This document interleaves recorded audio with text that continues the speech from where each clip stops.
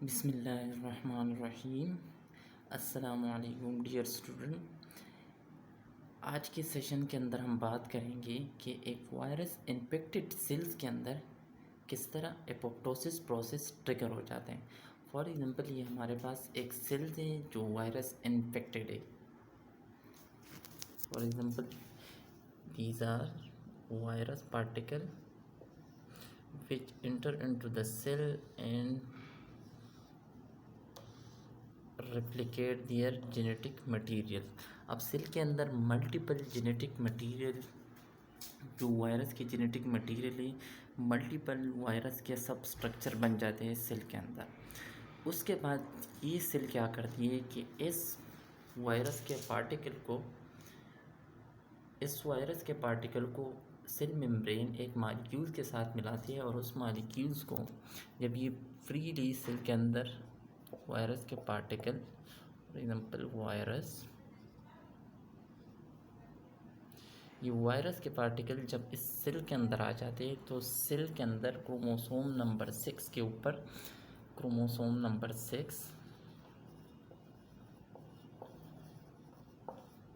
6 के अंदर एक स्पेसिफिक जीन एक्टिव हो जाती है और वो जीन एक किस्म के मॉलिक्यूल्स बनाते हैं, उसको हम कहते हैं MHC मॉलिक्यूल।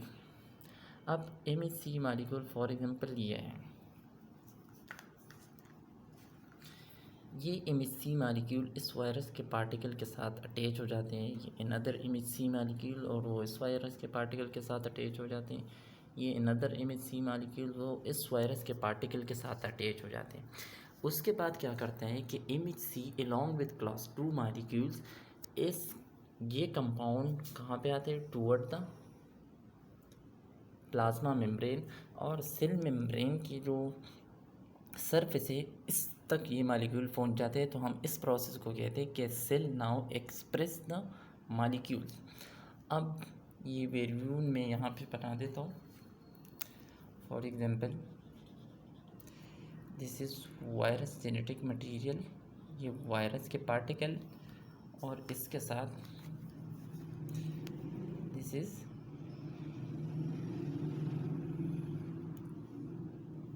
Class 2 molecule. अब सेल मेम्ब्रेन के सरफेस पे ये जो वायरस के पार्टिकल है वो along with class 2 molecules, this is MHC यानी मेजर हिस्टोकम्पैटिबिलिटी कम्प्लेक्स मॉलिक्यूल, और दिस इज़ वायरस पार्टिकल। ये प्लाज्मा मेम्ब्रेन के ऊपर एक्सप्रेस होगा। सेम इज इट ये यहाँ पे एक्सप्रेस, ये वाला यहाँ पे express. For example this is virus particle and this is class 2 molecule यानी MHC मॉलिक्यूल। ये प्लाज्मा मेम्ब्रेन के ऊपर एक्सप्रेस हो जाते हैं। उसके बाद near by cytotoxic T sales, for example this is cytotoxic T sales. अब साइटोटॉक्सिक टी सेल क्या करती हैं कि उसके ऊपर रिसेप्टर प्रेजेंट होते हैं, उसको हम कहते हैं TCR, और इसके अलावा उसके ऊपर MHC क्लास 2 मॉलिक्यूल्स के लिए रिसेप्टर प्रेजेंट होते हैं, या इस साइटोटॉक्सिक टी सेल के पास CD8 रिसेप्टर होते हैं। तो समटाइम हम इस साइटोटॉक्सिक टी सेल्स को कहते हैं कि this is CD8 positive cell. अब फॉर एग्जांपल ये हमारे पास है CD8 रिसेप्टर, ये किससे बाइंड होता है, MHC क्लास 2 मॉलिक्यूल से और वायरस के पार्टिकल से टी सेल रिसेप्टर। हर साइटोटॉक्सिक टी सेल्स के ऊपर स्पेसिफिक रिसेप्टर होते हैं जो स्पेसिफिक एंटीजन के साथ अटैच हो जाते हैं। जब ये T cell receptor antigenic particle से अटैच हो जाते हैं, मीन्स के वायरस से अटैच हो जाते हैं, और CD8 receptor MHC class 2 molecule के साथ बाइंड हो जाते हैं, तो इंट्रासेलुलर न्यूक्लियस के पास एक मैसेज पहुंच जाता है। न्यूक्लियस क्या करते हैं कि इसके पास इस साइटोटॉक्सिक टी सेल्स के पास केमिकल्स प्रेजेंट होते हैं। For example these are chemicals which is normally present in the cytotoxic T cell. इसको हम किलर सेल भी कहते हैं, यानी ये जरासीम को किल एंड डिस्ट्रॉय करते हैं।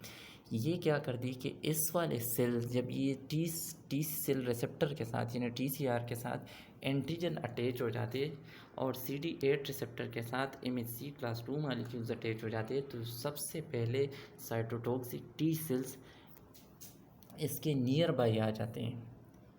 जिस सेल के साथ अटैच हो जाते हैं cytotoxic T cell, after binding at come near to the cell, अब सेल के करीब आ जाते हैं। तो जब टी सेल रिसेप्टर के साथ कोई भी एंटीजेनिक मटेरियल यानी जो स्पेसिफिक होता है वो स्पेसिफिक टी सेल रिसेप्टर के साथ बाइंड हो जाते हैं, तो इंट्रा सेलुलर सिग्नल पहुंच जाते हैं न्यूक्लियस के पास, और न्यूक्लियस इस साइटोटॉक्सिक टी सेल्स को ऑर्डर देते हैं कि केमिकल रिलीज़ कर दो, और उस केमिकल्स को हम कहते हैं perforin. For example these are chemical which is secreted by cytotoxic T sales.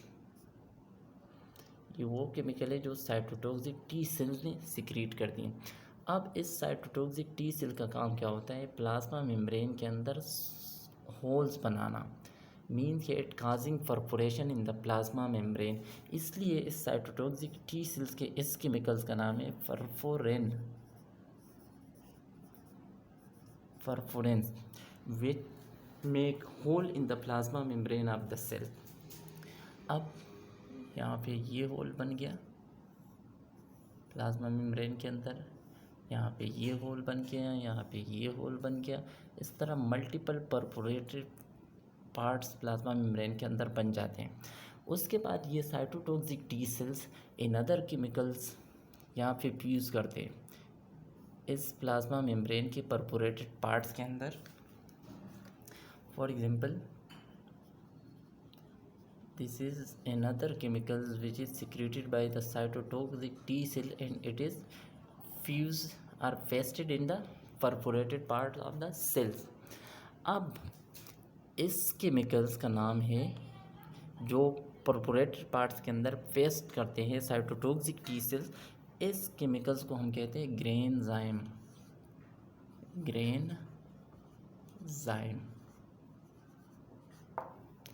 अब इस ग्रेनजाइम का काम क्या होता है, इनएक्टिव के स्पेसिस को, फॉर एग्जांपल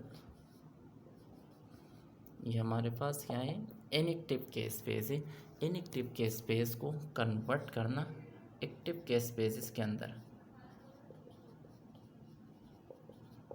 अब ये कन्वर्ट हुआ एक्टिव के स्पेसिस के अंदर, और जब वंस ये ग्रेनजाइम के अंदर ये एबिलिटी होती है ये कि ये इनएक्टिव प्रोटोलाइटिक एंजाइम या जिसको हम प्रोकैस्पेसिस कहते हैं उस एंजाइम को ये एक्टिव कर देता है। वंस जब ये प्रोकैस्पेसिस को एक्टिव कर देते तो ये एक केस्पेसिस फिर क्या करते हैं कि नियर बाई दूसरे केस्पेसिस को एक्टिव करते हैं। फॉर एग्जांपल इसके बराबर में near by another grain caspase enzyme और this is another caspase enzyme। अब ये दो जो कैस्पेसिस हमारे पास बन गए इसको हम कहते हैं this is called initial caspases. Initial caspases पे क्या करते हैं कि ये फर्दर कैस्पेसिस को जो प्रो कैस्पेसिस होते हैं उसको एक्टिव कर देते हैं, और बाद में जो कैस्पेसिस एक्टिव हो जाते हैं उसको हम कहते हैं एग्जीक्यूशनल कैस्पेसिस। एग्जीक्यूशनल की एक्टिविटी की जो कैस्पेसिस है उसकी एक्टिविटी सेम है कि वो साइटोस्केलेटन की ब्रेक डाउन कर रहा होता है, इसके अलावा डीएनएजेज एंजाइम को एक्टिव कर देता है जो नॉर्मली इनएक्टिव रहता है। अब डीएनएजेज एंजाइम का काम क्या होता है कि ये जेनेटिक मटेरियल यानी डीएनए के चेन की ब्रेक डाउन करना। इस तरह साइटोस्केलेटन प्रोटीन की भी ब्रेक डाउन हो जाती है, न्यूक्लियस की भी और जेनेटिक मटेरियल की भी। तो सेल के अंदर स्लाइटली अल्ट्रेशन आ जाती है और उस अल्ट्रेशन को हम कहते हैं ब्लिप्स इन प्लाज्मा मेम्ब्रेन और एपोप्टोटिक बॉडी। फॉर एग्जांपल इसको हम कहते हैं एपोप्टोटिक बॉडी। इस एपोप्टोटिक बॉडी से एक किस्म के केमिकल रिलीज होते हैं उसको हम कहते हैं ऑप्सोनिन। अब ऑप्सोनिन का काम क्या होता है कि नियर बाई मैक्रोफेजेस को उस साइट उस सेल्स या उस एपोप्टोटिक बॉडी के करीब अट्रैक्ट करना। वंस जब मैक्रोफेजेस अट्रैक्ट हो जाए toward the blips in plasma membrane formed are apoptotic body at phagocytose the apoptotic body parts are the cell inside the macrophages. फिर उसके बाद क्या होता है कि सेल मैक्रोपेजेस के अंदर आ जाते हैं, और मैक्रोपेजेस के अंदर हमें पता है कि डिफरेंट किस्म के ग्रेन्यूल्स होते हैं। ये जो आपको नज़र आ रहे हैं, this is apoptotic body, this is another apoptotic body जो कि मैक्रोपेजेस के अंदर प्रेजेंट है। फिर इस पर डिफरेंट केमिकल्स एक्टिविटी होती है, डिफरेंट एंजाइम होते हैं मैक्रोपेजेस के पास, किलर एंजाइम होते हैं, वो एंजाइम इस एपोप्टोटिक बॉडी के ब्रेक डाउन कर रहा होता है। तो इस तरह ये अनदर मैकेनिज्म है एपोप्टोटिक ऑफ द सेल्स की, कि इसके अंदर साइटोटॉक्सिक टी सेल्स क्या करती है कि वो जब वायरस इन्फेक्टेड सेल्स के साथ अटैच हो जाते हैं, जिस सेल्स के ऊपर virus infected particle along with class 2 molecule express, तो एमएचसी मालिक्यूल के साथ CD4 रिसेप्टर अटैच हो जाते हैं, बाइंड हो जाते हैं, और टी सेल रिसेप्टर यानी TCR एंटीजेनिक पार्ट के साथ। उसके बाद क्या होता है कि T cytotoxic T cell active हो जाते हैं, एक किस्म के केमिकल रिलीज़ करते हैं, उसको हम कहते हैं परफोरिन, जो कि प्लाज्मा मेम्ब्रेन के अंदर स्पोर्स बनाते हैं या होल बनाते हैं या परफोरेशन काज करते हैं। उसके बाद अनदर केमिकल रिलीज़ करते हैं साइटोटॉक्सिक टी सेल्स, और वो उस परफोरेशन वाले पार्ट्स के अंदर फ्यूज़ हो जाते हैं या फेस्ट हो जाते हैं। उसका नाम है ग्रेनजाइम। ग्रेनजाइम के अंदर ये एबिलिटी होती है कि वो प्रो कैस्पेसिस को एक्टिव कर देते हैं, और फिर एक कैस्पेसिस जब एक्टिव हो जाए तो वो नियर बाई दूसरे कैस्पेसिस को एक्टिव करते हैं, उसको हम कहते हैं दिस इज इनिशियल कैस्पेसिस।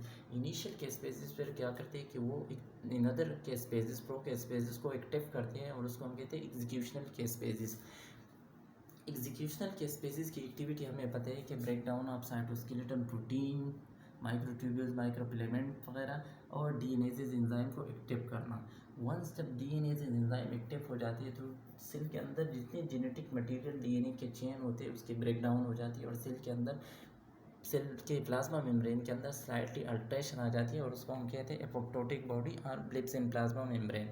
इस ब्लिप्स इन प्लाज्मा मेम्ब्रेन या एपोप्टोटिक बॉडी से केमिकल रिलीज होती है, उसको हम कहते हैं ऑप्सोनिन, जो कि नियर बाई मैक्रोपेजेस को अट्रैक्ट करते हैं। जब मैक्रोपेजेस इस सेल के करीब आ जाते हैं और इसके साथ बाइंड हो जाते हैं तो इट पिगोसाइटोस द सेल, इस सेल की पिगोसाइटोसिस हो जाती है, और ये मैक्रोपेजेस के इनसाइड अंदर आ जाते हैं। उसके बाद मैक्रोपेजेस इसको फर्दर प्रोसीड करते हैं और उस एपोप्टोटिक बॉडी के पार्ट्स को फर्दर केमिकल एक्टिविटी से किल एंड डिस्ट्रॉय करते हैं।